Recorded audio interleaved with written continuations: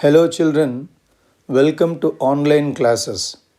Today we will discuss important points from hydrogen and its compounds. Let us see where hydrogen can be placed in the periodic table. That is, position of hydrogen in periodic table. Hydrogen can be placed in group 1 or group 17. This we need to discuss now. Now, alkali metals are having NS1 configuration. Hydrogen is having 1s1 configuration. Both are having similar configurations now. Like alkali metals forming M plus ion, hydrogen also forms H plus ion. It forms cation of H plus. Like alkali metals form oxides, halides, sulfides, even hydrogen also forms oxides, halides, sulfides. So these 3 points are similar to that of alkali metals. Now, but in terms of ionization energy and electronegativity, hydrogen resembles halogens now. But in terms of IE and EN, it is resembling halogens now. Like halogens means X2 here, hydrogen forms diatomic molecule. It is forming H2. It forms diatomic molecule H2, which is similar to that of halogen now. Like halogens, hydrogen forms large number of covalent compounds. There are many covalent compounds for halogens as well as for hydrogen now. But it has low reactivity when compared to that of halogens because of strong bond energy in H2 molecule. It is having low reactivity when compared to halogens. And H plus is extremely small. H plus ion is extremely small. It is always associated with other atoms or other molecules. So for example, when you take H plus in aqueous solution, doesn't have any free existence. It is existing always as hydronium ion only, H3O plus. So H plus is extremely small and is always associated with other atoms or molecules. Thus, it is unique in behavior and therefore it is best to place hydrogen separately in the periodic table. It is having unique behavior and therefore it can be placed separately in the periodic table. Now let us see the isotopes of hydrogen. Isotopes of hydrogens. There are 3 isotopes. So 1H1, which is called normal hydrogen, also called protium. 1H2 called heavy hydrogen, also called deuterium. 1H3 also called radioactive hydrogen, which is called tritium. All differ in the number of neutrons present and all have same electronic configuration because all the 3 are isotopes. So hydrogen has 3 isotopes: normal hydrogen, heavy hydrogen, and then it is radioactive hydrogen. Then comes preparation methods of dihydrogen or called hydrogen. First one is action of zinc on HCl gives rise to H2 gas, also forms ZnCl2. Preparations of H2, action of zinc with dilute HCl gives H2 gas. Even action of zinc on aqueous alkali, that is sodium hydroxide, also produces H2 gas here. And the compound is Na2ZnO2. This is called sodium zincate. Sodium zincate is being formed here. So action of zinc on HCl, acid or sulfur or else NaOH will give rise to H2 gas. Then electrolysis of acidified water using platinum electrodes also gives us H2 gas. Now here hydrogen gas is formed at cathode and oxygen is formed at anode because H2O gives rise to H plus and then OH minus. H plus being cations move towards cathode, reduction takes place and thereby you are going to get H2 gas at cathode, and then OH minus ions, anions move towards anode, oxidation takes place, there we are going to get oxygen gas. Then comes high purity. High purity of dihydrogen gas is obtained by electrolysis of warm aqueous barium hydroxide. Warm aqueous barium hydroxide solution. That is here warm aqueous solution because to increase the conductivity of that, and using nickel electrodes, you are going to get high purity of dihydrogen gas by electrolysis of warm aqueous barium hydroxide using nickel electrodes. Reactions will be similar in nature. Then, by electrolysis of brine solution also gives rise to H2 gas.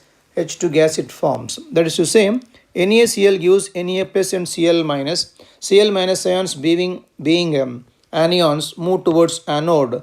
Their oxidation takes place, and then you are going to get chlorine gas now.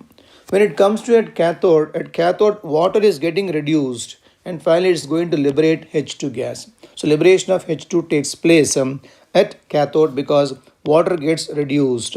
So at anode, Cl minus ions are getting oxidized. There you are going to get chlorine gas, and at water, that is water, at cathode water is getting reduced and thereby we get H2 gas at cathode. Then comes reaction of steam with hydrocarbons or coke at high temperatures in the presence of a catalyst. Actually, we are going to get here water gas from this. So we get water gas, that is steam with hydrocarbons or coke at high temperatures will give us water gas. From water gas, we can prepare H2 gas. We can prepare H2. So hydrocarbon with steam at very high temperature, steam is used here at very high temperature, we are going to get mixture of CO and H2. CO and H2 itself, mixture itself is called water gas or synthesis gas or syngas. Once you get mixture of these two here, we can separate carbon monoxide and get hydrogen gas. It is prepared from coal. It is prepared from coal also by a process called coal gasification. It can be prepared from coal by a process called coal gasification. These are the methods for the preparation of H2. Then coming towards properties, it is highly stable because of strong bond in that, and less reactive due to the HH bond dissociation enthalpy. So it's highly stable because of strong bond that is present in H2 molecule. Atomic hydrogen is produced at high temperature in an electric arc or under ultraviolet radiations. So when you take H2 gas and heat it to very high temperatures, or else use electric arc, it is going to split up into two hydrogen atoms here, and they are called atomic hydrogen. They are highly reactive in nature. Atomic hydrogen can be produced at high temperature in an electric arc or else under ultraviolet conditions. Then coming towards chemical reactions of hydrogen. Hydrogen reacts with halogens to produce hydrogen halide H2 plus X. All are simple reactions here. H2 plus X2 giving rise to HX. It reacts with oxygen gas here, forms H2O, H2 plus O2 forming H2O. It is highly exothermic in nature. Then coming towards, it reduces metals in aqueous solutions and metal oxides which are having less active than iron. Less active than iron. Metals must be less active than iron, then it will be reducing to corresponding metals now. First one is reaction say with the nitrogen, if you take, it is going to form ammonia gas, forms ammonia gas, and reaction with metal ions, when you consider here metal ions, metals it forms metal hydrides. So with metals it forms metal hydrides here, and it even reduces metal ions or else even metal oxides to corresponding metals, but metal oxides must have less active metal when compared to that of iron. Then the reactions are shown as follows. So reactions with metal ions and metal oxides here. So H2 with metal ion must be less active when compared to iron here. Metal ion is changing into corresponding metal. You can take even metal oxide also using hydrogen here. Metal oxide gets reduced to metal here, provided metal must be less active when compared to that of hydrogen here. So therefore, it reduces metal ions or metal oxides to corresponding metals if at all metal is less active when compared to iron. Then with organic compounds, it reacts with many organic compounds. So hydrogenation of vegetable oils gives edible fats, also called ghee, and hydroformylation of alkenes basically give us aldehydes now.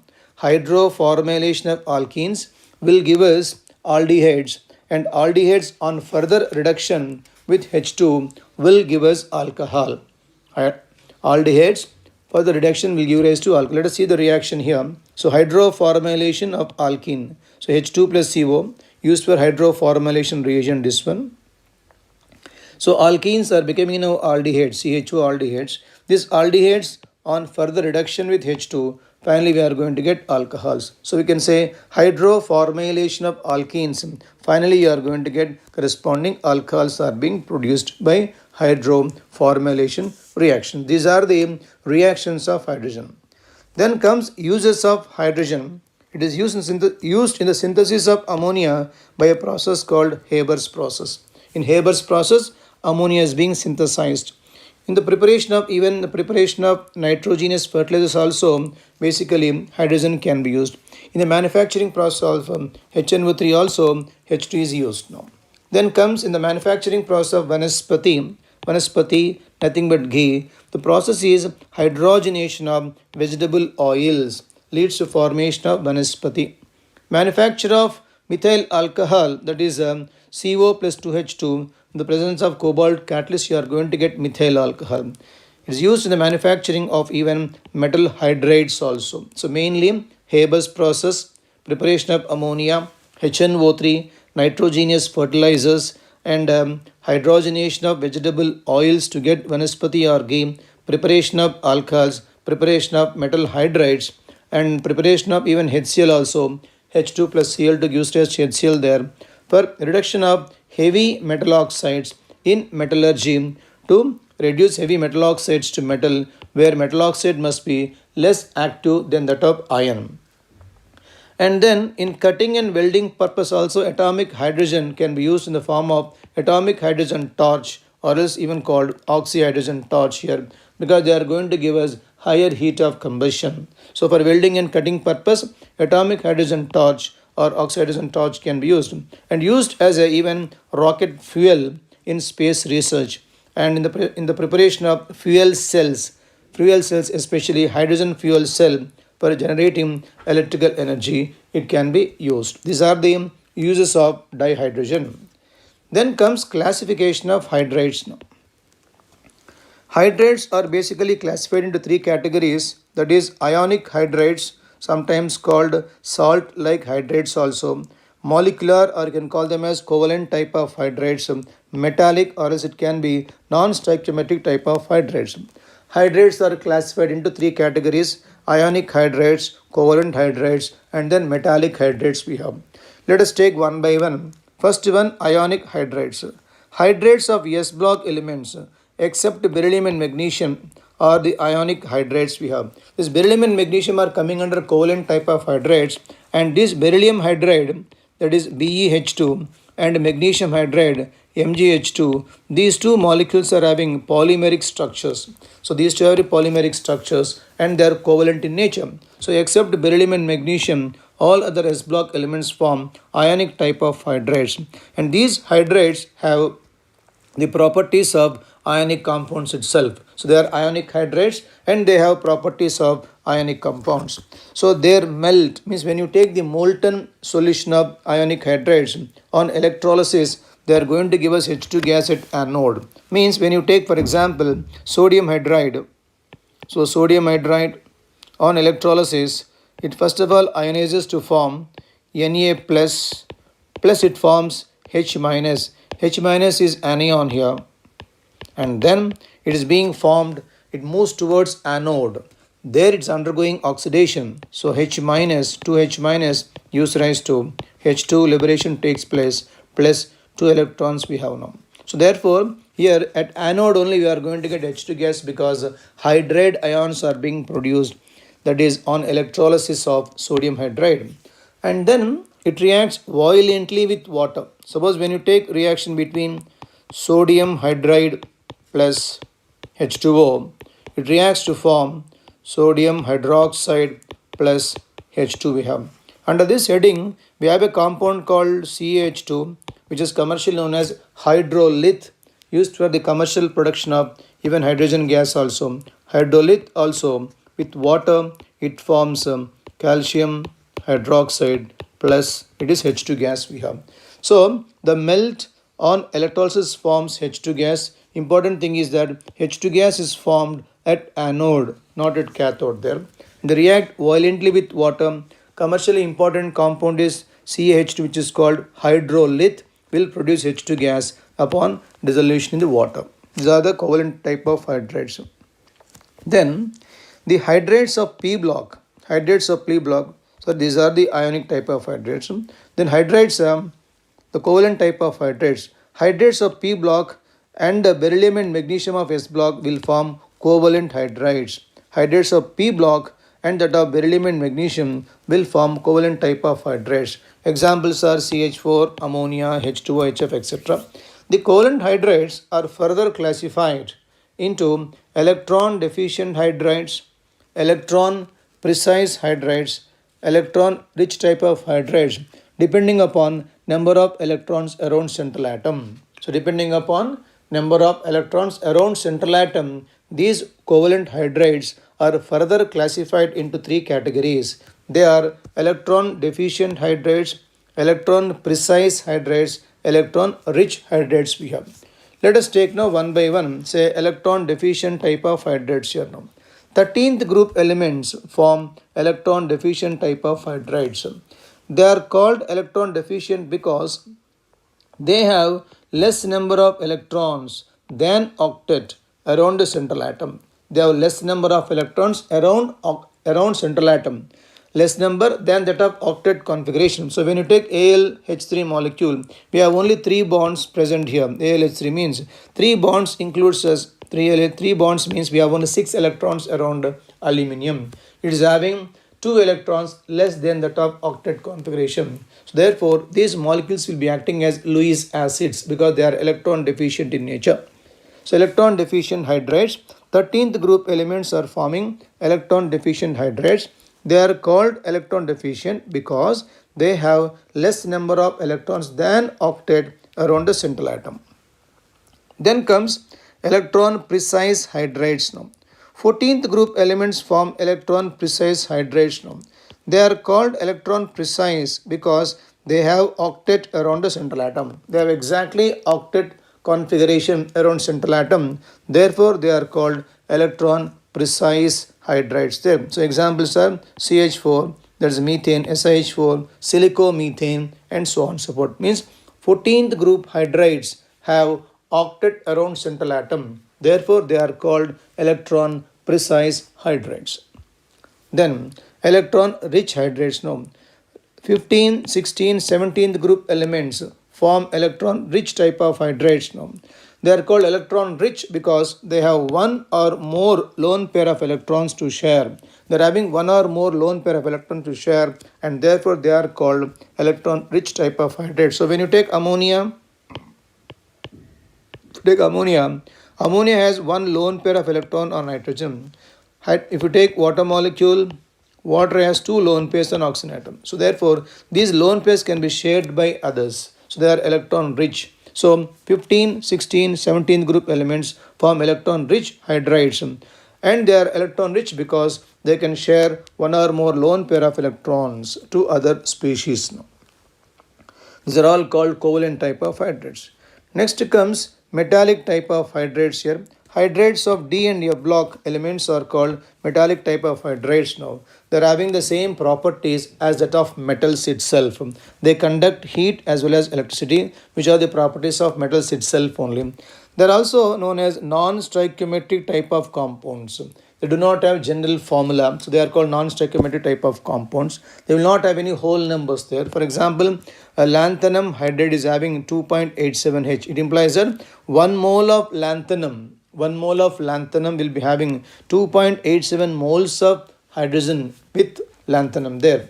Similarly, when you take nickel hydride is having a ratio, range is there. So 1 mole of nickel can be associated with 0.6 moles of hydrogen or even 0.7 moles of hydrogen. We have a range between those two. Hence, they are called non-stoichiometric type of compounds. That is, they do not have any fixed molar ratio. Earlier, they are also called interstitial hydrides. That is, the metallic hydrides are also known as earlier interstitial hydrides. Now, metals like platinum and palladium can accommodate large volume of hydrogen in their interstitial sites. Metals like platinum and palladium can accommodate large volume of hydrogen in their interstitial sites. Therefore, they can be used for the storage of large volume of hydrogen. They are used for storage of large volume of hydrogen. They can be used as a source of energy also. They can be used as a source of energy. This is regarding metallic type of hydrates. With this we have done the different type of hydrides. Hydrates we have done ionic hydrates, covalent hydrates, and then metallic hydrates we have. Then the next is compound is water. In the gas phase, H2O is having bend shaped molecule. It is a bend shaped molecule. When it comes to solid state, which is nothing but ice, ice has highly ordered three-dimensional hydrogen bonded structure. Highly ordered three-dimensional hydrogen bonded structure.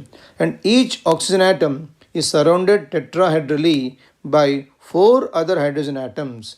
Two of them are hydrogen bonded and two of them are covalent bonded there. So each oxygen atom is surrounded tetrahedrally, means having four bonds, tetrahedrally by four other hydrogen atoms. In four hydrogen atoms, two of them are hydrogen bonded and two of them are covalent bonded with with oxygen atom. Then coming towards properties of water we have. It is a universal solvent because of very high dielectric constants. Therefore, ionic compounds as well as covalent compounds can dissolve in water due to its high dielectric constant. Hence, it is called universal solvent there. It is amphiprotic in nature.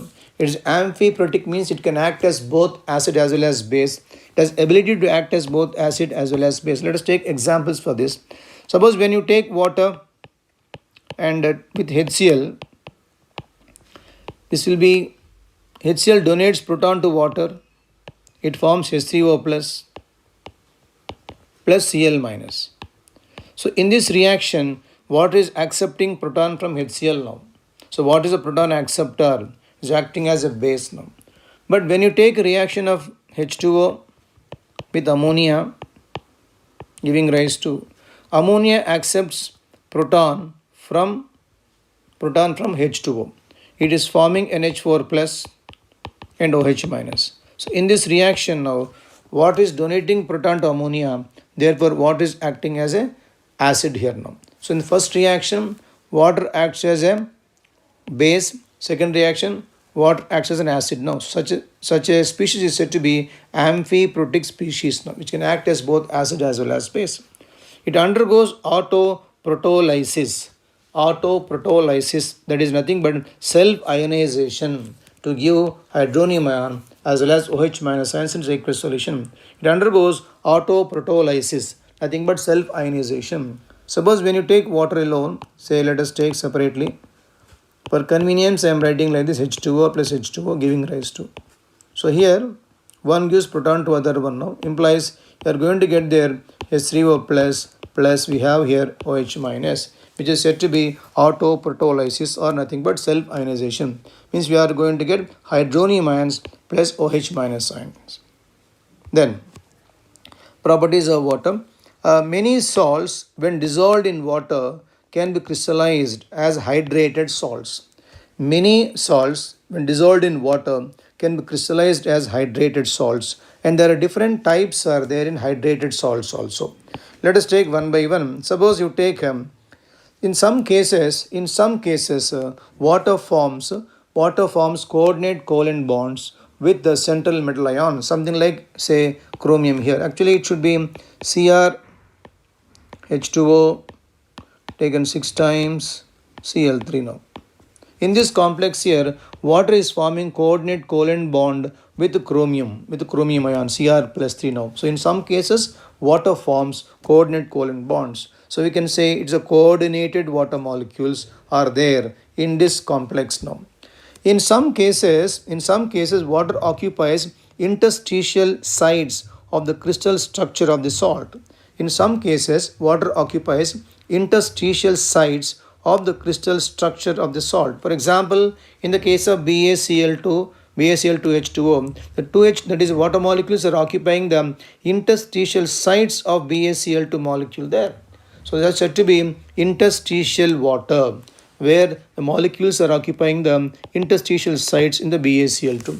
And in some cases, it forms hydrogen bonds. in some cases it forms hydrogen bonds. When you take your copper sulfate here, so in copper sulfate pentahydrate which is blue in color, in this entire structure here, copper is coordinated with four water molecules, and sulfate forms hydrogen bond with one water molecule. Sulfate forms hydrogen bond with one water molecule. So in altogether five water molecules in copper sulfate pentahydrate, four of them are coordinated with copper ion, and one forms hydrogen bond with sulfate ion. So therefore, when salts are crystallized, we are going to get hydrated salts, and there are different types are there. In some cases water exists as coordinated water molecules, some cases interstitial water molecules, some cases hydrogen bonded water molecules we have. Then hard water and soft water, that is water which is not giving any foam or lather with soap itself is called hard water. Hard water does not give lather or foam with soap. That is because of the presence of dissolved calcium and magnesium salts in it. Dissolved calcium and magnesium salts in it. So hard water forms precipitate with the soap. Soft water gives lather with soap. So the water which is not producing lather with soap itself is called hard water. Let us take, for example, if you take a soap molecule, say sodium stearate molecule, so C17H35CONA, soap molecule are called sodium stearate molecule. When you take hard water which contains, say, calcium or say magnesium ions, which are there in hard water, these are there in hard water. So we have hard water containing these two. Then what happens is, you are going to get a precipitate of stearate of calcium or magnesium. So therefore that is C17H35COO taken twice, it will be calcium here, or it can be even magnesium also there. So magnesium or calcium stearate is being formed. This is a precipitation. So if at all hard water, that is hard water containing calcium and magnesium ions are there, if soap is being used here, you are going to get precipitate of calcium or magnesium stearate. So therefore soap will not produce any lather if at all water contains calcium or else magnesium ions in there. Then different type of hardness and comes how to remove the hardness. So temporary hardness is because of basically bicarbonates of, it will be calcium and magnesium ions. Calcium and magnesium bicarbonates are there. And permanent hardness is because of, it will be chlorides and then say sulfates of calcium and then magnesium ions. So temporary hardness is because of bicarbonates of calcium and magnesium, and permanent hardness is because of chlorides, sulfates of calcium and then magnesium we have. So temporary hardness is presence of magnesium and calcium hydrogen carbonates, nothing but bicarbonates we have. So let us see how to remove first of all the temporary hardness. It can be removed by following methods. First one, boiling. So when you are boiling the hard water which is containing magnesium bicarbonate, on heating it dissociates to form magnesium hydroxide as precipitation here and liberates carbon dioxide gas. So magnesium bicarbonate dissociating into magnesium hydroxide, which is a precipitation that can be removed. If at all the water contains say calcium bicarbonate, it forms a precipitate of calcium carbonate and then water plus carbon dioxide gas we have. So calcium and magnesium bicarbonates are becoming here magnesium hydroxide precipitate, or it can be calcium carbonate as a precipitate. That way we can remove those precipitates. So finally you are going to get soft water. In Clerk's method is addition of required amount of lime. We are adding there required amount of lime to remove temporary hardness, which is called Clerk's method. So calcium bicarbonate, nothing but temporary hardness, plus lime being added, you are going to get once again precipitation of calcium carbonate, which can be removed. And if at all you have magnesium bicarbonate as a hardness containing compound plus lime here calcium hydroxide, you are going to get calcium carbonate plus magnesium hydroxide. Once again both of them are precipitates only. So by adding required amount of lime also we can remove temporary hardness. That is, you are converting bicarbonates into respective carbonates and hydroxides, which are precipitates and they can be removed completely. Then comes permanent hardness. It is because of the presence of dissolved magnesium chloride, that is calcium chloride, magnesium sulfate, and calcium sulfate. Means nothing but chlorides, sulfates of magnesium and then calcium. This result in the permanent hardness which cannot be removed by simple boiling there. Now, how to remove the permanent hardness? Different methods are there. First of all, treating with the washing soda, that is sodium carbonate, we have Colgan's process, ion exchange method, and then we have synthetic resin process. Four different methods are there: washing soda, Colgan method, ion exchange method, and we have synthetic resin method. We have. Let us take first one, that is a treatment with washing soda. Suppose you have a hardness containing compound as say calcium chloride. So permanent hardness causing compound calcium chloride of calcium. When you add for this washing soda, that is Na2CO3, then it forms here calcium carbonate, which is precipitation that can be removed here and forms NaCl. Suppose you have a sulfate also, the same reaction takes place there now.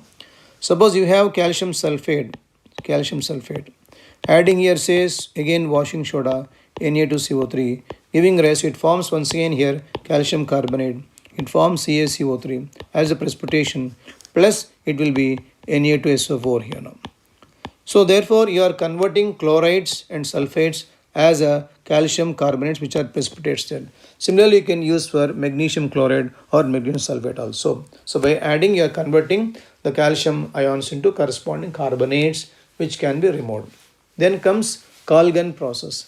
Colgan is a sodium hexametaphosphate, that is NaPO3 taken 6 times. Sodium hexametaphosphate. Sodium hexametaphosphate itself is called Colgan. Here Colgan, calcium and magnesium ions, which are present in hard water, will form a complex with the Colgan. That way calcium and magnesium ions can be removed. So Colgan is sodium hexametaphosphate, NaPO3 taken 6 times. The calcium and magnesium ions which are present in hard water will form complex with it and therefore they can be removed. Now when it comes to ion exchange method, which is also called permutate or else zeolite process, it contains a sodium aluminum orthosilicate. It can be written in short as NaAlSiO4. NaAlSiO4, sodium aluminum, it is orthosilicate and can be represented in short form as NaZ. It is called sodium zeolite. So now the hard water that is having calcium or else magnesium ions, if you are passing through sodium zeolite, say here sodium zeolite, so NaZ, sodium zeolite, then here the sodium ions are replaced by calcium and magnesium ions of hard water. We are going to get here sodium ions plus it will form here calcium, that is Ca, it forms Z2 or it can be MgZ2 will form, means calcium or else you are going to get magnesium zeolite. So sodium zeolite means permutate is changed into calcium or else magnesium zeolite and leaving Na plus ions in water. In that way we can remove calcium or else magnesium ions which are there.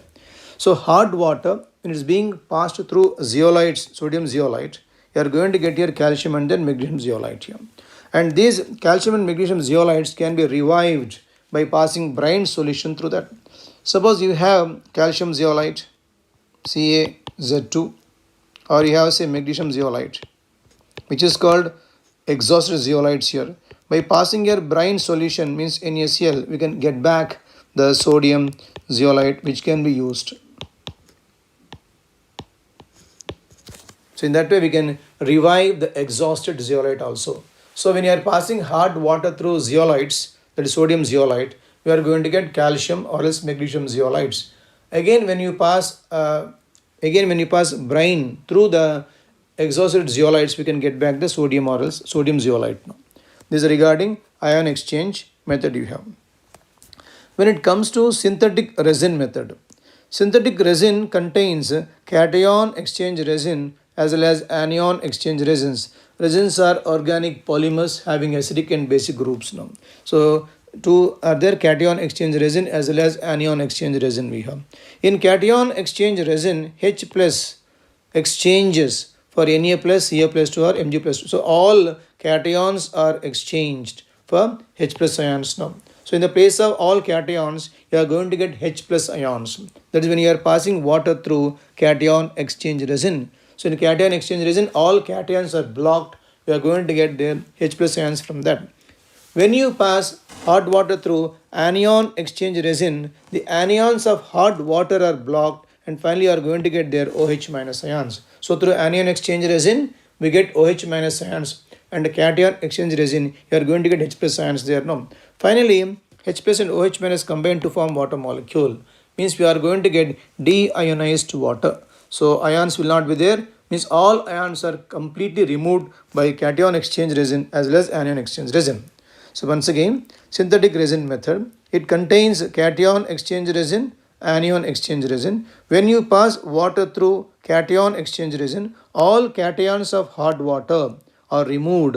In that place you are going to get H plus ions now. And when you pass hot water through anion exchange resin, all anions of hot water are removed. You are going to get OH minus ion from that. These two in turn will combine to form water molecule. Thereby we are going to get deionized water, means without any ions. Now next compound is hydrogen peroxide. We have preparation methods. Generally it can be prepared by acidic hydrolysis of peroxides. General method is you can prepare by acidic hydrolysis of peroxides will give us hydrogen peroxide. In that first one is hydrated barium peroxide with dilute sulfuric acid is going to give us H2O2. We can use peroxides and then hydrolysis can be done, but it should be acidic hydrolysis of is also peroxide. So let us take barium peroxide plus sulfuric acid is going to give us H2O2. Byproducts are barium sulfate and H2O we have. So acidic hydrolysis of barium peroxide gives rise to H2O2. The next one, electrolysis of 50% sulfuric acid with high current density is followed by hydrolysis also gives rise to H2O2. Let us see the reactions here now. So compound used is 50% sulfuric acid and high current density is being used and followed by hydrolysis. So here in the first step here, that is H2SO4 ionizes to give us H plus HSO4 minus we have. Bisulfate anions, H plus ions are being formed. Now at cathode, so H plus ions move towards cathode. It requires 2 electrons, undergoes reduction, and liberation of H2 gas takes place. When it comes to at anode here, the bisulfate anions move towards anode. So 2HSO4 minus move towards anode. Their oxidation takes place, means loss of electrons takes place. It forms here H2S2O8 plus 2 electrons. And this is called Marshall acid. So Marshall acid, also known as pyridisulfuric acid. Marshall acid, also known as pyridisulfuric acid. So 50% H2SO4 solution, high current density followed by electrolysis. First of all, ionization step. We have here H plus ions and bisulfate anions are there. H plus ions move towards cathode. Reduction takes place. Liberation of H2. Bisulfate ions move towards anode. Oxidation takes place. We are going to get H2S2O8 here, Marshall acid. Then, from the Marshall acid being formed here, upon hydrolysis, in stage 1 you are going to get H2SO5, which is also called Carros acid. This is called Carros acid. And this further hydrolysis is going to give us H2O2. So H2S2O8, which is called Marshall acid, on hydrolysis gives us Carros acid. And Carros acid, further hydrolysis, finally you are going to get H2O2 solution. In this way we can prepare from H2O2. Second one is auto-oxidation, means self-oxidation of 2-ethyl anthraquinol. 2-ethyl anthraquinol and auto-oxidation also gives rise to H2O2. So 2-ethyl anthraquinol oxidation means the aerial oxidation itself. It gives rise to H2O2 plus 2-ethyl. It forms anthraquinone is being formed here now. Anthraquinol, that is OH group forming anthraquinone. Nothing but it forms ketone there now. So undergoing oxidation now. So this is one of the methods to prepare H2O2 also. It is now H2O2 is extracted with water. It will be very dilute because water is there in that, and is subjected to distillation under reduced pressure. Subjected to distillation under reduced pressure to get 30% H2O2. Because when you are following normal distillation process, what happens is here H2O2 starts dissociating under normal conditions will give us H2O and then oxygen gas. Therefore, it is subjected to distillation under reduced pressure only, not under normal conditions. With that process, you are going to get 30% H2O2 solution. Again, freezing further, you are going to get finally 100% H2O2 solution. So, the obtained H2O2 is going to be very much dilute because water is present in that. There are two steps to extract 10% H2O2. Step 1 is we are subjecting H2O2 solution to distillation but under reduced conditions, not normal conditions, because under normal conditions we are going to get H2O and oxygen gas. That is step 1. You are going to get 30% H2O2 with that, and on freezing you are going to get 100% H2O2 solution. Then the 30% H2O2 solution is marketed as 100 volumes H2O2 solution. So 100 volumes means nothing but 30% solution we have, and then 10 volumes means it's only equal to 3%. So commercially available H2O2 solution is only 3% solution, which is also known as 10 volume solution we have now. Now here there are a few formulas to remember. Volume strength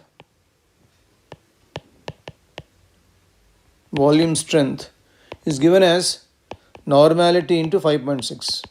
This is volume strength we have, and we know that normality is equal to molarity into n factor, and n factor for H2O2 is 2, so into 2. So therefore finally normality is taken as normality is equal to volume strength by 5.6, and then molarity is equal to, it is volume strength by 11.2 we have. Volume strength by 11.2. These are the formulas to convert the volume strength to normality and molarity. And 10 volumes is a 3% solution we have. 10 volumes of H2O2 is equal to 3% H2O2 solution. So once you know the volumes, we can means 3% is equal to 10 volumes here. From volume strength, we can find out normality. From volume strength, we can find out even molarity also. Then comes structure of H2O2 solution. H2O2 is a non-planar structure. It is coming under open book shape. It is called open book structure. Open book structure here, and that is on the spine of the book. In the spine of the book, you are going to get 2 oxygen atoms are there in the spine of the book. You have 2 oxygen atoms here, and the 2 leaves contains 2 hydrogen atoms there. That is OH group. So 2 leaves contains hydrogen atoms in that, and the dihedral angle depends upon the state of that. This is called dihedral angle. This depends upon the state. Means the solid phase dihedral angle is 90 degrees, and gas phase it is coming up to 111.5 degrees Celsius. So structure is non-planar. It is known as open book shape, and the spine of the book contains 2 oxygen atoms there, and the leaves contain hydrogen atoms, and dihedral angle is not same in both the phases. It is changing. In solid phase, the dihedral angle comes to 90.2, and in gaseous phase it comes to 111.5. This is regarding the structure of H2O2. Then comes properties of H2O2. H2O2 acts as oxidizing as well as even reducing agent also. H2O2 acts as both oxidizing as well as reducing agent. When you take it, let us see now oxidizing properties. It oxidizes lead sulfide to lead sulfide. Suppose when you take H2O2 giving rise to the oxidizing property, use nascent oxygen, and with lead sulfide it takes the oxygen here, and becomes now lead sulfate. When you balance this, it is a 4 here. So multiply this into also 4. By adding these two, you can cancel the oxygen here. Means you are going to get here 4H2O2, 4H2O2 plus PBS, lead sulfide, giving rise to it is PbSO4 plus it is 4H2O. So it oxidizing lead sulfide to lead sulfide. So it oxidizes black lead sulfide to white lead sulfate we have. This can be used to revive the color of old oil lead paintings also. So actually H2O2 can be acting as both oxidizing as well as reducing agents. It is oxidizing lead sulfate to lead sulfate. Then now oxidizing action in acidic medium, when you take acidic medium, is oxidizing ferrous salts to ferric salts in acidic medium. Ferrous to ferric salts. So Fe plus 2, you can take here ferrous sulfate, it becomes there. So when you take here say ferrous sulfate here, it is going to become here ferric sulfate. So Fe2, SO4 taken text. Should we remember that is oxidizing ferrous to ferric in acidic medium. Then in the basic medium oxidizing properties here, it oxidizes Mn plus 2. You can take MnCl2 type of salts, you can take there. So MnCl2 means MnCl2 gets oxidized to Mn plus 4 state. It forms MnO2, nothing but plus 4 state we have. In basic medium, it is oxidizing Mn plus 2 to Mn plus 4 state. So acidic medium and basic medium here. When it comes to reducing action of in say acidic medium first, it is reducing here MnO4 minus means potassium permanganate changes into Mn plus 2. It is happening in the acidic medium then. Acidic medium MnO4 minus becomes Mn plus 2. In the reducing actions we can observe one point, oxygen gas gets liberated in all these reactions here in reducing property. It also reduces hypochlorous acid to Cl minus ions. Means when you take here HOCl plus H2O2 here, we are going to get here HCl plus H3O plus it will be oxygen gas we have now. So means you write here Cl minus here. Cl minus H3O plus and what or else HCl plus oxygen gas we can take. So it is reducing hypochlorous acid to Cl minus ions. Then in the basic medium, reduction action in the basic medium. The basic medium here, it is reducing halogens to corresponding halides we have now. Halogens corresponding to halides we have. Also reduces there now MnO4 minus to MnO2 in the basic medium. Also reduces MnO4 minus to MnO2 in the basic medium. These are coming under reducing properties in the basic medium we have. With this we have done the properties of H2O2. Uses of H2O2. It is used to bleach hair, used as a mild disinfectant. It is used as antiseptic, that is in the form of perhedrol. It is used in the manufacture of chemicals like sodium perborate and sodium percarbonate. It is used in synthesis of hydroquinone, tartaric acid, and certain food products and pharmaceuticals like cephalosporin, etc.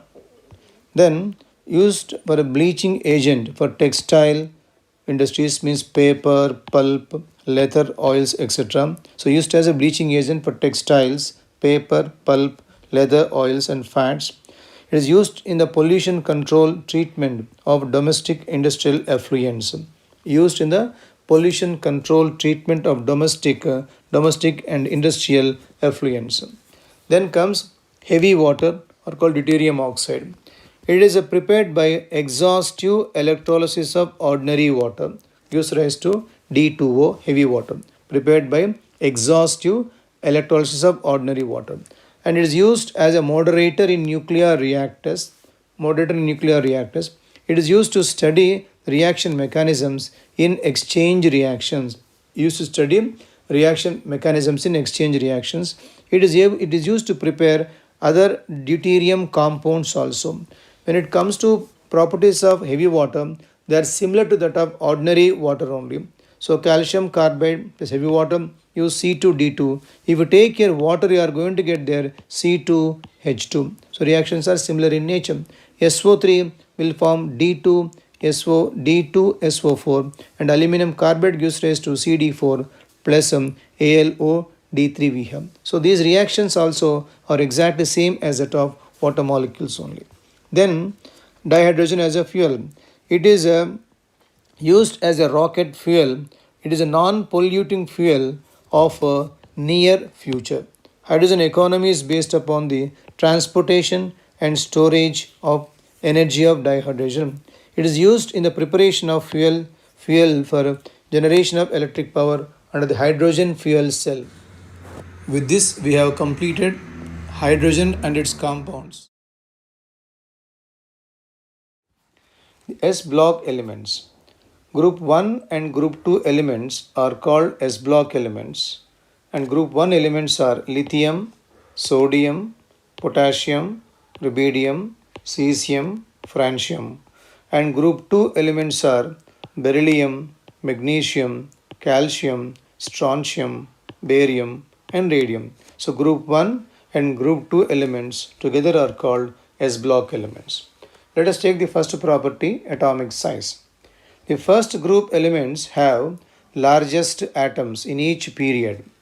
That is, across a period, atomic size will be decreasing. Therefore, the first atoms, means the first group atoms, will be having largest atomic size. And the size of the atom increases down the group. That is because down the group, number of orbits will be increasing. This is same with respect to second group also. In second group also, the atomic size will be increasing down the group. Then comes second property, density. So as we know, density depends upon two factors, mass as well as the volume. Means density is given by the mass and the volume here now. It is found that density increases down the group. That is because when you are moving down the group here, we can see more increase of mass when compared to increase of atomic volume. So this means down the group, the increase of mass is more when compared to increase of volume. So because of relative increase of mass more than that of the volume, density is increasing down the group. And exception is potassium. Potassium is found to be less dense than that of the sodium. It's found to be less dense than that of the sodium. That is because relatively potassium has higher atomic volume. Relatively, potassium has higher atomic volume. That is, potassium has more atomic volume than it should have.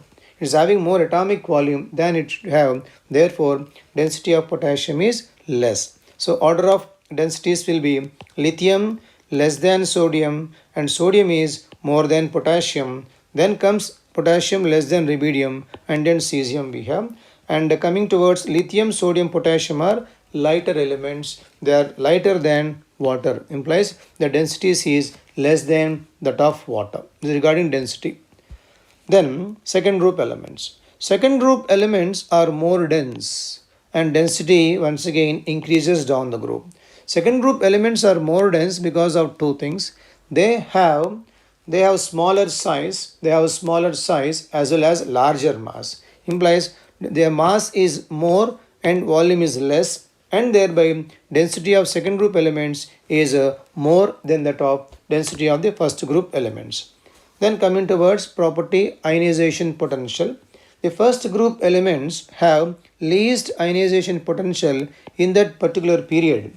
That is because of largest atomic size in that period.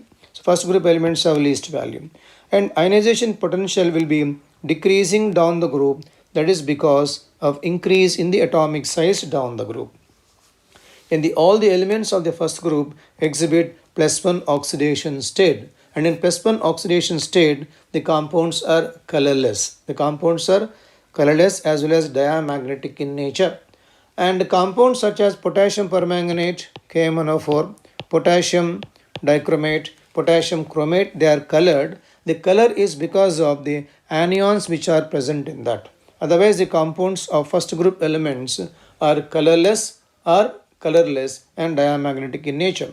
Rubidium and cesium can lose electrons very much easily when exposed to visible light also. Because of larger size, they can lose electrons very much easily, and therefore they are used in the construction of photoelectric cells. So lithium and cesium lithium and cesium can lose electrons very easily when exposed to visible light itself, and therefore they are used in the construction of photoelectric cells. When it comes to second group elements have higher IP values than that of the first group elements there. These higher IP values, because of small size, they have a smaller size, as well as they will be having stable NS2 configuration. Because of stable configuration and smaller size, they are having higher IP values when compared to group 1 elements, and uniformly all of them will be exhibiting +2 oxidation state. So group 1 +1 state we have, group 2 they are exhibiting +2 oxidation state. This is regarding ionization potential. When it comes to electropositive character, alkali metals are highly electropositive in nature because of larger size, and then metallic property depends upon electropositivity. Since they have more electropositive character, they are more metallic in nature. So alkali metals are highly electropositive and highly metallic in nature. And metallic property, the metallic nature is decreasing, is a metallic nature is increasing down the group. That is because down the group we are observing down the group electropositive nature is increasing, thereby metallic nature also increases down the group.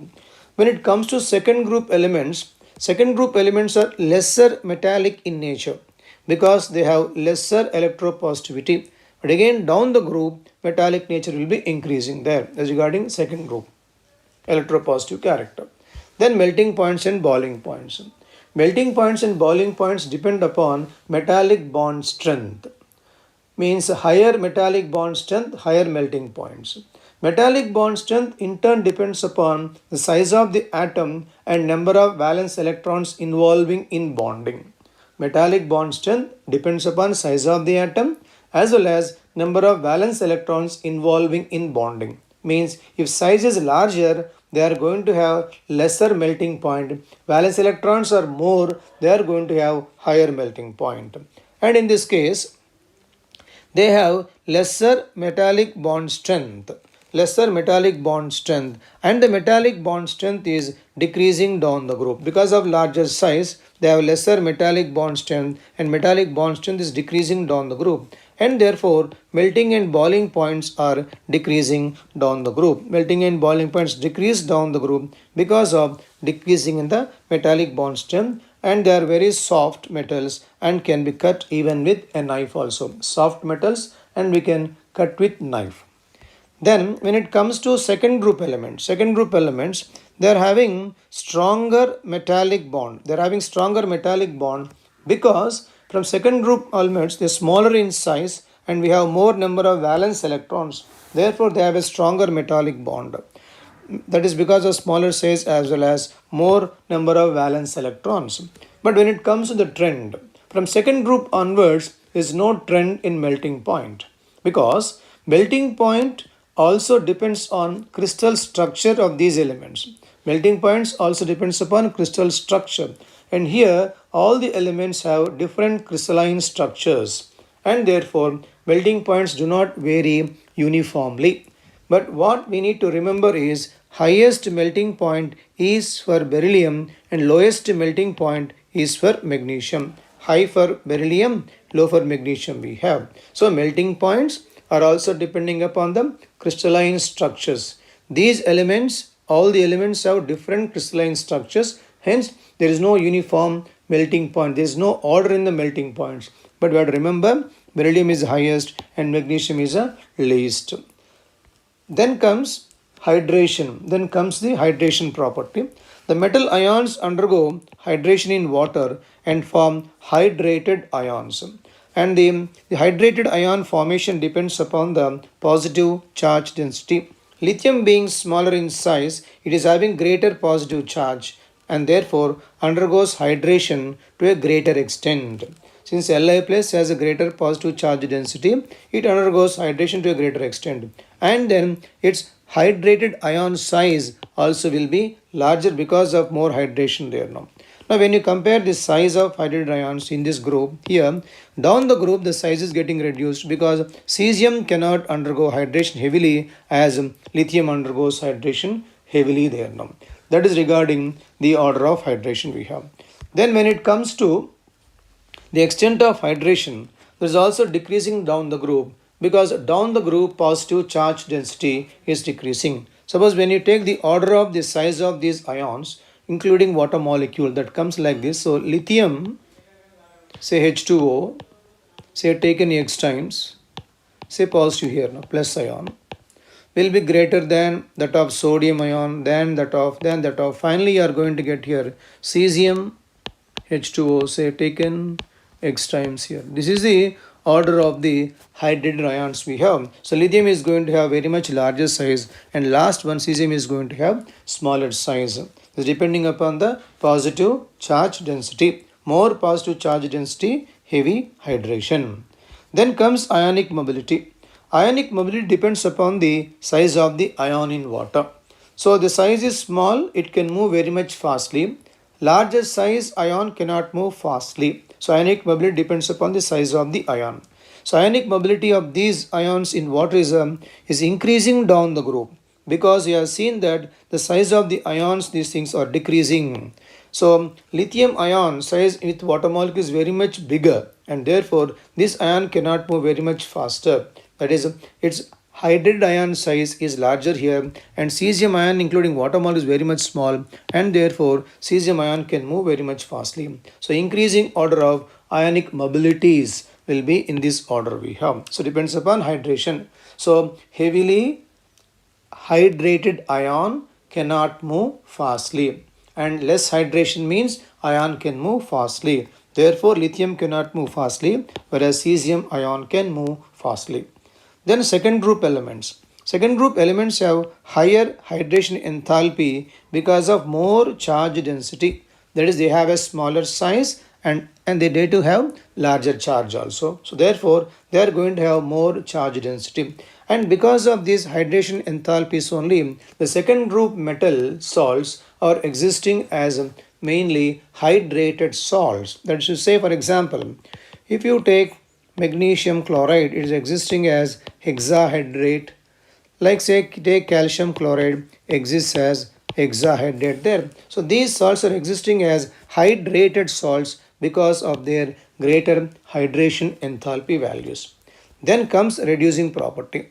So alkali metals are very good reducing agents because of, we can say, low ionization energies. They can lose electrons easily, and therefore they are very good reducing agents. And reducing property is increasing down the group. Reducing property increases down the group. And here the exception is lithium. We have lithium is having higher reducing property. So lithium is strongest reducing agent, and that is because of its largest hydration energy. So alkali metals are good reducing agents, and reducing strength is increasing down the group, but only exception is lithium.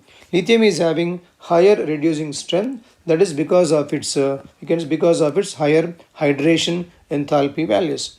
Let us see now the order. So to know the order, we need to construct a Born-Haber cycle which has three steps in that. Lithium solid, first of all sublimation, changing into gas, then comes ionization to ion, then going towards hydration property we have. So this step, the sublimation step, is going to be endothermic step. Means let us this as say delta H1.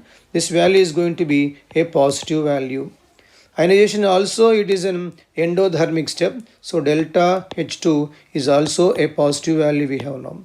And only this value delta H3 hydration will be a negative value for us now.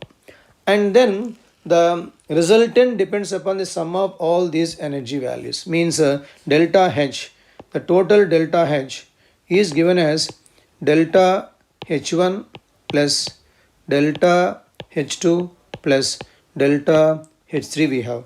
Higher negative delta H indicates it is going to be a stronger reducing agent. So summation must be negative value. Higher negative value indicates that is going to be a stronger reducing agent. And then lithium is having higher value of hydration here. This value is very much higher for lithium, which is compensating both IP value as well as sublimation values. So therefore this compensates both these two steps here and having higher negative value, and thereby lithium is having highest reducing strength we have. When you compare other elements, we can even replace these lithium by metal in general and construct a Born-Haber cycle, and we can know relatively which is stronger reducing agent. When it comes to second group elements, they have lesser reducing strength. Lesser reducing strength means here the total delta H value must be lesser negative when compared to first group elements. That is because of, you can say, higher sublimation as well as higher IP values. Because they are having smaller size and stable configuration, they are going to have stronger metallic bonding, hence they have higher sublimation, and because of stable configuration they are having higher IP values. Because of these two higher positive values here, they are going to have lesser negative delta H, that leads to lesser reducing strength. So second group elements have lesser reducing strength because of higher sublimation and then because of the higher IP values. Then comes the flame test. So these metal ions impart color to the flame. That is, reason behind is the energy of the flame is sufficient to excite the electrons of these metals. During de-excitation means electrons are getting excited first, and during de-excitation of electrons, the energy liberated means the radiation coming out from that will fall within visible portion. Therefore, they impart color. After excitation and de-excitation takes place, during de-excitation of the electrons, the energy liberated in the form of radiation that falls within visible portion. Therefore, they impart color. And in the second group elements, except beryllium and magnesium, others are imparting color. That is because beryllium and magnesium elements are smaller in size and their electrons cannot be excited by the energy of the flame. When it comes to second group, only Be and Mg do not impart any color for the flame because of the smaller size and their electrons cannot be excited by the flame. So the colors we need to remember: lithium, crimson red; sodium, golden yellow; potassium, lilac we have; rubidium and cesium, both are exhibiting violet color. And comes to second group elements, calcium, brick red; apple, barium, apple green; crimson comes to be strontium exhibits crimson red color in the flame we have. These are the flame tests we have. Then comes polarizing power. Polarizing power basically depends upon the charge as well as ionic size square. So if you have similar polarizing power, similar properties we have. If you have a greater polarizing power, then it is going to have a greater attraction for electronic cloud. So more polarizing power means more attraction for electronic cloud, and that leads to more covalent character. So lithium Li plus is having more polarizing power, and therefore it forms mainly covalent compounds. Because of higher polarizing power of lithium compounds are covalent in nature. Other alkali metals form ionic compounds. So only lithium forms mainly, or lithium compounds have covalent character, whereas other alkali metals have only ionic property. Coming towards second group elements, have higher polarizing power than that of even first group elements also, because they have smaller size as well as the smaller size, and then they have charge. They have more charge and small size they have, and thereby they are having more polarizing power, and therefore their compounds are much more covalent in nature. And in second group elements here, beryllium element forms covalent compounds, whereas all others are forming ionic compounds. So in first group, lithium compounds have covalent character. In second group, beryllium forms covalent compounds, others being ionic in nature. This is regarding polarizing power and the nature of the bonds formed by these elements. Then comes solution in the liquid ammonia. These first group elements dissolve in liquid ammonia and form a deep blue color solution. So when dissolving the metals in the liquid ammonia, see the solution contains electrons in them. That is, we can see like this: a metal dissolving in ammonia, it ionizes, it forms metal ion, plus electrons are given by that. And the metal ions which are present, they take up ammonia molecules. They are surrounded by ammonia molecules. It forms metal, say NH3 taken X times. This is said to be ammoniated cation. Then electrons are also surrounded by ammonia molecules. Say I am writing here YnH3 giving rise to, and this is called ammoniated electrons. This is called ammoniated electrons. So when you take all together the solution, say metal plus X plus Y moles of ammonia giving rise to, it will be M NH3 taken X times plus electron, so NH3 taken Y times now. So the solution mainly contains here ammoniated cations and ammoniated electrons are present now. So these ions are present in the liquid ammonia solution of metals now, and they are imparting color to the solution now. Here the solution contains ammoniated cations and ammoniated electrons are there, that is these two are there in the solution now. And then the solution exhibit following property because of these two. The solution is paramagnetic in nature, it's the reducing nature we have, as well as conductivity, of course along with the color also. And then here the paramagnetic property, the first two properties are because of the, we can say, electrons present in them, that is because of, we can say, ammoniated electrons which are there in that. When it comes to the second, that is a conductivity, we can say that is because of the ions which are present in that. So all the properties are because of those ions which are there in that. Similarly, second group elements also dissolve in liquid ammonia and form blue color solution. A similar reaction can be written even for the second group elements also. So first and second group metals are dissolving in liquid ammonia and giving a blue colored solution, and the solution contains here ammoniated electrons, ammoniated cations in them. There's a property regarding solution in the liquid ammonia we have. Then next, now properties, chemical properties, reaction with air now. Alkali metals readily react with air as well as water now. Suppose when you are exposing the alkali metals to air, what will happen is they react with air, and you can take reaction like this. So for example, sodium is there. When exposed to air, it reacts to form sodium oxide, and then this further absorbs moisture of air and dissolves in that, forming sodium hydroxide, and this may absorb even carbon dioxide of atmosphere also, and then it forms Na2CO3. Na2CO3.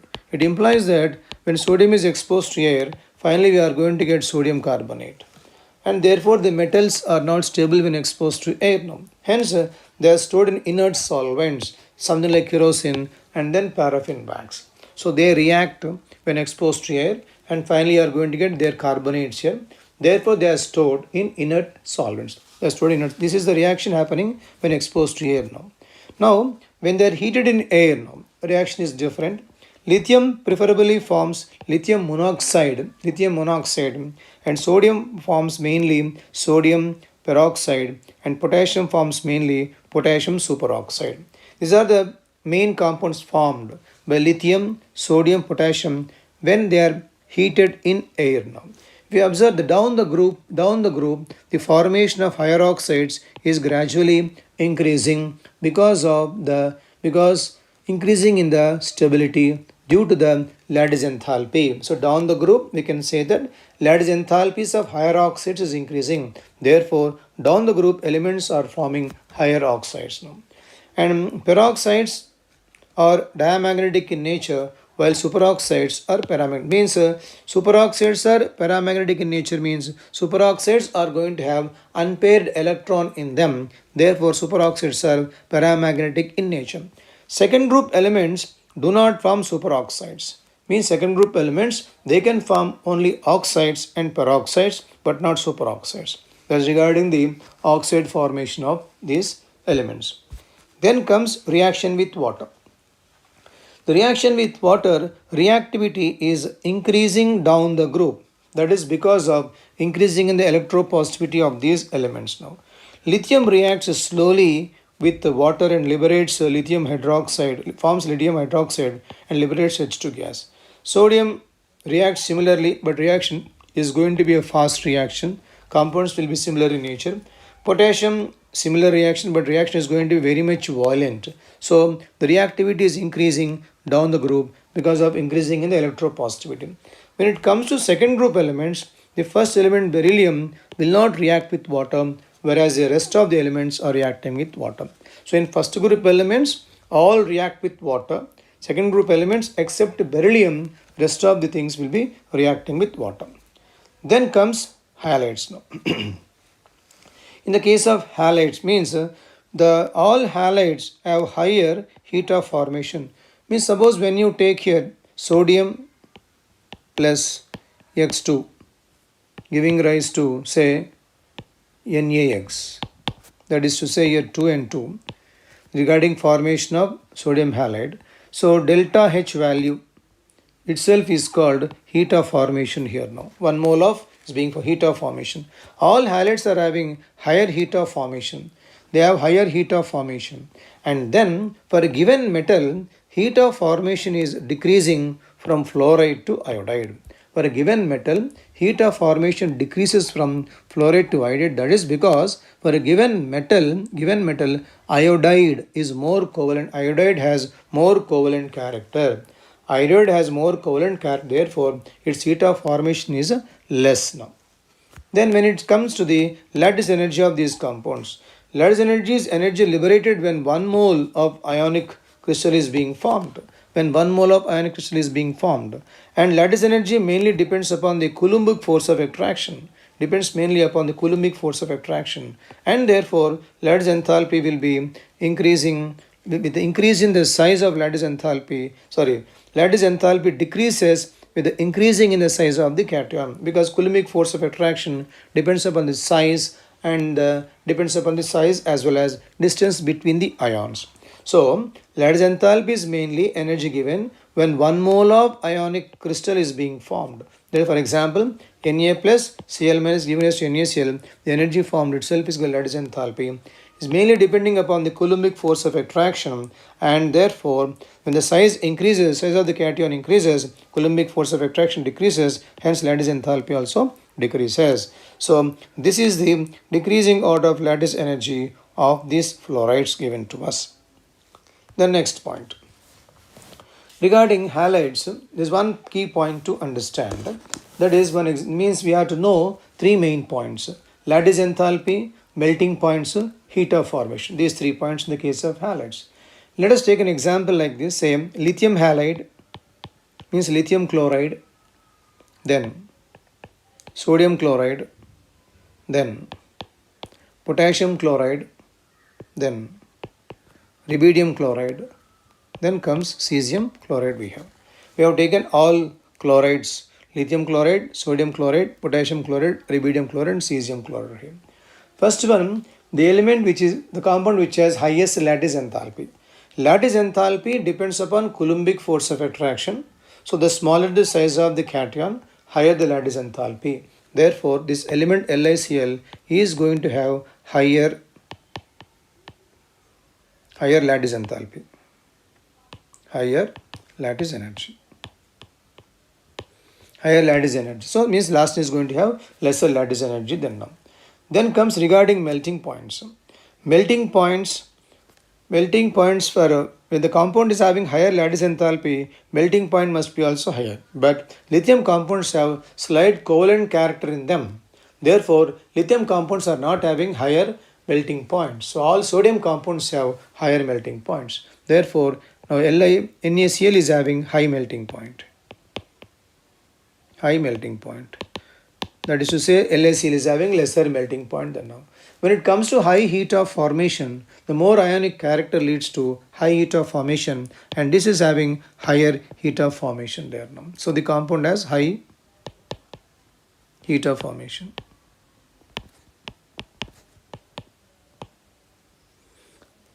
So therefore, high heat of formation is cesium chloride, high lattice enthalpy lithium chloride, high melting point sodium chloride.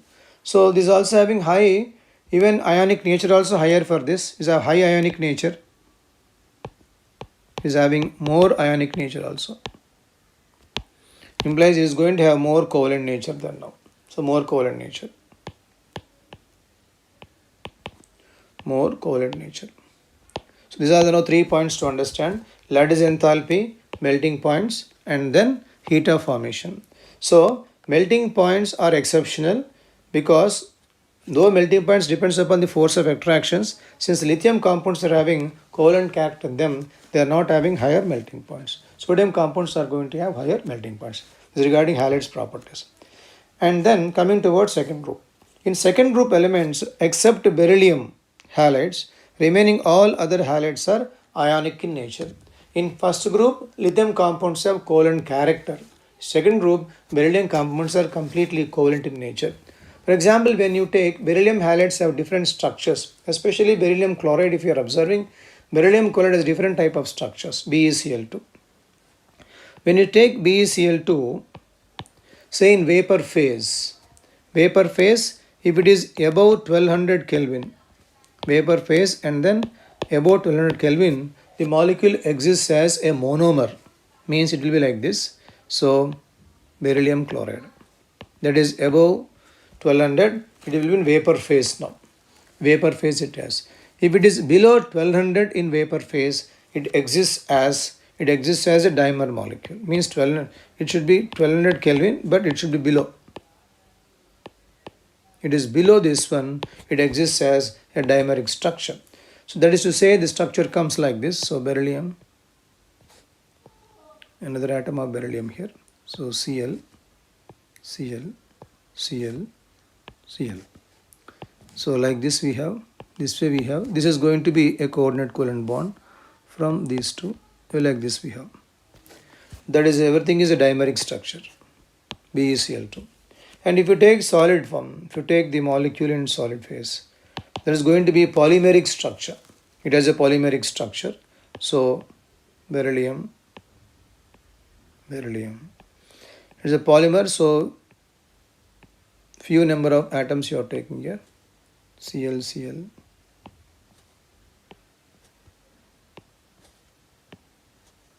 So on and so forth you have. So these two I am putting normal covalent bonds like this, and other one will be a coordinate covalent bond in this way.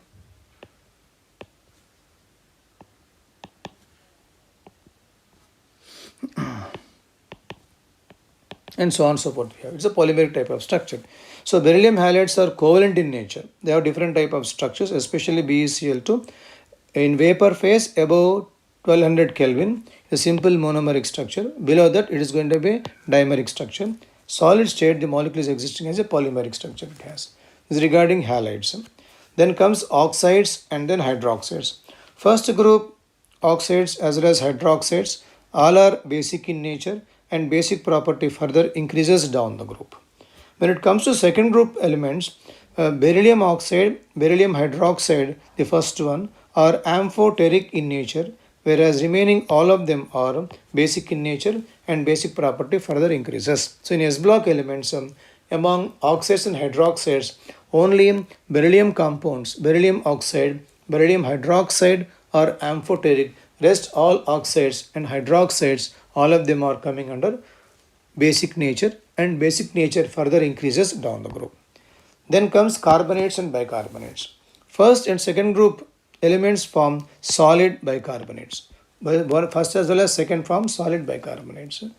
And in first group, lithium carbonate is unstable, and whereas other carbonates are thermally stable. That's to say, when you take lithium carbonate, means Li2CO3 dissociates very easily to give Li2O and then CO2. But when you take Na2CO3, this thermally will not dissociate. Means thermally stable compound we have. So only lithium carbonate is unstable in first group elements. Rest of that thermally stable compounds. Now when you take second group carbonates, all of them dissociate, but the stability will be increasing. Suppose when you take calcium carbonate, giving rise to calcium oxide plus CO2, take barium carbonate, BaCO3, also dissociates, gives BaO and CO2. Means in second group, all of them dissociate upon heating, but dissociation temperatures will be increasing. That implies that stabilities are gradually increasing there now. So in first group, only lithium carbonate will dissociate, rest will not dissociate, rest will not decompose. Whereas in second group, all carbonates start decomposing there now. Then when it comes to bicarbonates now. So if you take bicarbonates, first group elements form bicarbonates, whereas second group elements form bicarbonates only in their aqueous solutions. Means first group elements form solid bicarbonates we have. Second group bicarbonates exist only in their aqueous solutions. When it comes to stabilities of these compounds, stabilities are increasing down the group. So all bicarbonates of first group decompose on heating, but stability gradually increases down the group. Means if you take, for example, sodium bicarbonate, giving rise to, it dissociates to form Na2CO3 plus CO2 plus H2O. So it dissociates now. Similarly, you can take potassium bicarbonates also. This compound also dissociates K2CO3 plus CO2 plus H2O. Means all of them dissociate upon heating, but stability will be increasing down the group. Means potassium is much more stable when compared to sodium. That is the order of stabilities of bicarbonates we have. Then comes diagonal relationship. Diagonal relationship means here diagonally lithium and then magnesium, beryllium, aluminum, boron, silicon have similar type of properties, and that is because they have similar electronegative values. Now let us take some examples with the properties, some examples here for diagonal relationship properties. Both lithium and magnesium decompose slowly, water liberating H2 gas. So both are reacting with water and liberate H2 gas. Both form nitrides, lithium nitride and magnesium nitride. Both form oxides, normal oxide, lithium oxide, magnesium oxide. Both metal hydroxides are weak bases, and they are slightly soluble in water. So lithium and magnesium decompose water, both form nitrates, both form oxides, both metal hydroxides are weakly basic in nature, they are slightly soluble. And then both metal carbonates will decompose on heating to give carbon dioxide as well as metal oxides. The carbonates, phosphates, fluorides of both the elements are insoluble in water. This is important thing now. Carbonates, phosphates, fluorides these elements are insoluble in water. LiCl and MgCl2 both are deliquescent. They form covalent solids only because of high polarizing power, and they hydrolyze to form respective hydroxides.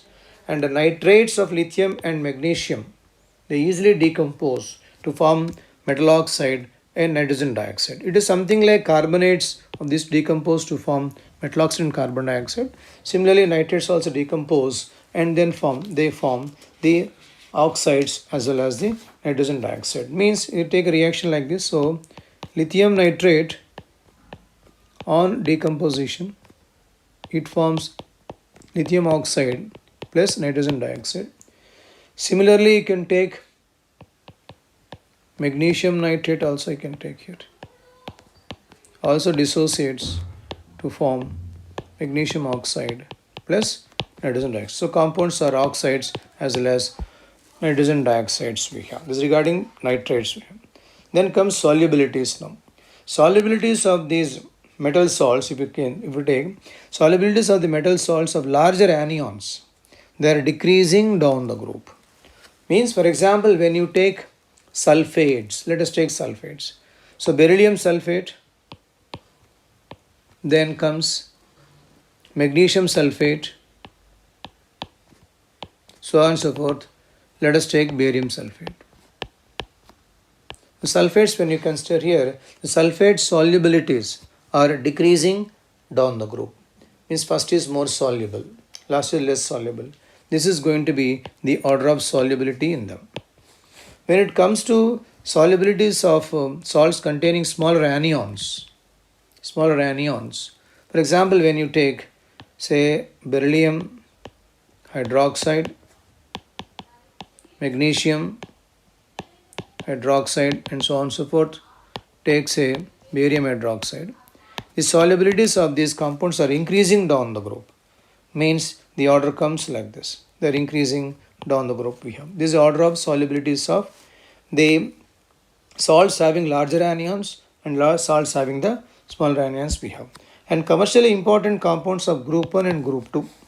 Sodium carbonate NH2O is called washing soda, and this is bicarbonate used in the baking soda. CaO is called quicklime, and calcium sulfate 2H2O gypsum, and half H2O is called plaster of Paris. Sodium, potassium, magnesium, calcium have biological importances also.